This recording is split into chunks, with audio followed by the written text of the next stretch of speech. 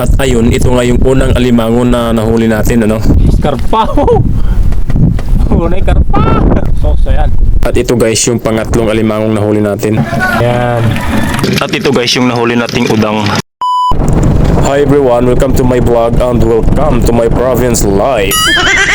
So ayun guys, naisipan ko palang sumama para maipakita ko sa inyo kung paano hinuhuli yung mga alimango dito sa aming kailugan. Kahit makulimlim at parang umuulan, for the vlog. Kaya ito nga guys, magsasangat kami ng badang. Isa ito sa mga paraan ng panghuhuli ng alimango dito. At hindi lang pala alimango ang pwedeng mahuli dito. Dahil ang karamihang pumapasok dito ay hipon. Tulad ng ulang or udang kung tawagin sa Ilocano at guvay naman dito sa Kaibanagan. Kaya unang sangat, matik, ulang talaga yung nahuhuli. At kahit anong lamang ilog ay nahuhuli dito basta pumapasok at kakain ng pain. At ngayon pala ay maglalagay kami ng pain at diretso ligpit na rin para ilipat namin to sa ibang spot. At ito pala yung badang ng aking pamangkin. Marami to, 100 piraso, napakahaba nito guys. At sana di nga kami mabukya ngayon dahil bihira lang yung nagpapahuli pag ganito yung panahon, yung parang umuulan at malabo yung tubig. Isda nga pala yung pinapain dito at yung mga palus o igat. Kaya ayan, pagkatapos ng ilang sangat, wala pang alimango na nagpapahuli at guvay lang ang meron. Kaya goods na to kaysa walang laman. At ayun, ito nga yung unang alimango na nahuli natin, ano?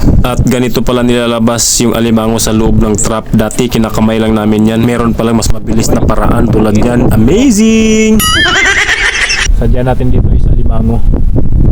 Kaya lang sila nagpapahuli. Wala na naman sila dahil sa tempo. Maulan-ulan. Ganito rin pala guys yung pagtali ng pain dyan dahil pinapalitan na yung lumang pain at maganda talaga yung bago para mas maganda yung lansa. Para madaling maakit yung mga alimango at mga hipon at kung ano-ano pa. Karpaho! Unay karpa! Pulutan ay karpa. Parang palpak yung kasama natin ngayon. Dami nang nasangat pero dalawang alimango na maliliit. Sige lang.